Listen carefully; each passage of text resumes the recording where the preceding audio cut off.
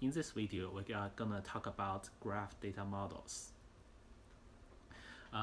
In the history, there's lots of logical data models have been proposed in the database management system. For example, hierarchy models that is proposed by the AMS, which is IBM product, and network model, which is proposed by a committee called Codicil, and of course the relational model, and etc. Graph databases use data models that are spiritual successors of network data models that is very popular in the 70s. The first model we are going to talk about is called edge labeled graph. We assign labels to edges that indicate the different types of relationships between nodes.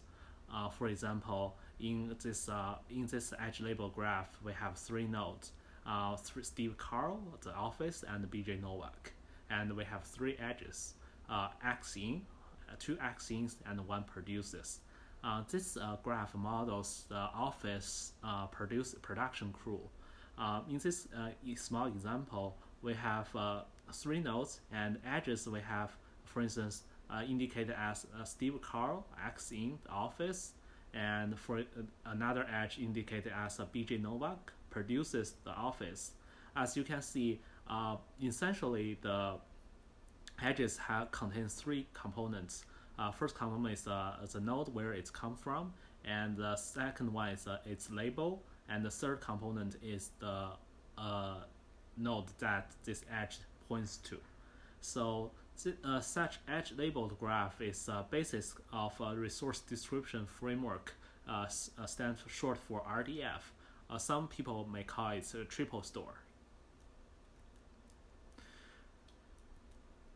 Next model we are going to talk about is called the property graph model, which extends the edge label graph with labels. Both edges and nodes can be labeled with a set of property value pairs, attributes directly to each edge or node. For example, in the office crew graph, which is the same, we try to model the same set of relationships as the edge label graph, but now we have again three nodes and three edges.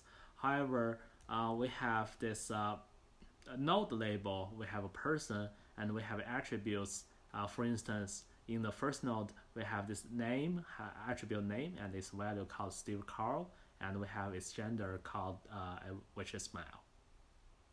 Of course, in this case, property graph model also allows edge to have labels and attributes as well. For instance, in the E1, we have edge label X in with attributes row with its value Michael G. Scott, and we have another attribute property value pairs reference and Wikipedia. The differences between property graph and edge labeled graph, not only just by definition, actually a property graph allows node labels as part of the model can offer a more direct abstraction that's easier for users to query and understand.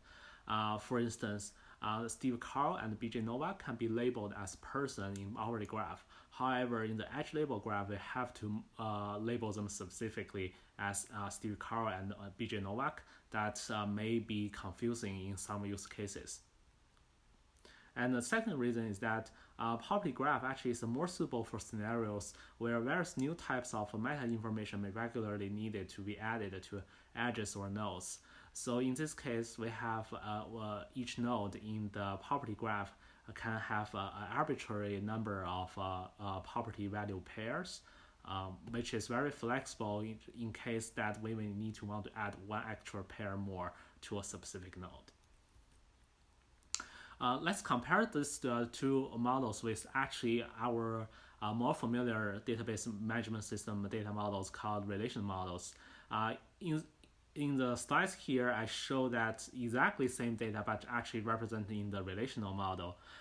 In this case, we have four tables, and each table, for instance, we have X in, which basically models the edges in the graph models, and we have person tables, and we have produces tables and TV shows. And as you can see, the edges actually becomes part of the foreign key constraints in the relational model. For instance, to connect the person tables with the axiom tables, we have to enforce that the PID of person table has to be equal to the ID1 of the axiom table. Of course, you can see some of the problem that you with the relation model that we have a lot of data redundancy, like red circled ones. To make it more specific, poverty graph has 4 advantages over relational models. First, the graph structure is actually more intuitive than a collection of tables, specifically in case we want to model the org chart. The second is that we avoid repetitive data storage from user's perspective. As we've seen from last slides, we don't really have to have a foreign key constraint that's directly attached between 2 keys in 2 tables. The third point is that we can enable the same relation name with different attributes. For instance, in the relational model, we cannot have 2 tables with TV shows, but they have different attributes. For instance, one have a title year and the other have a title year and a production company. That's not possible. However, in the poverty graph, each node, even they have the same label TV show, they can have one node can have a title year, poverty value pairs, and the other node with the same label TV show have 3 poverty value pairs, title year and the production company.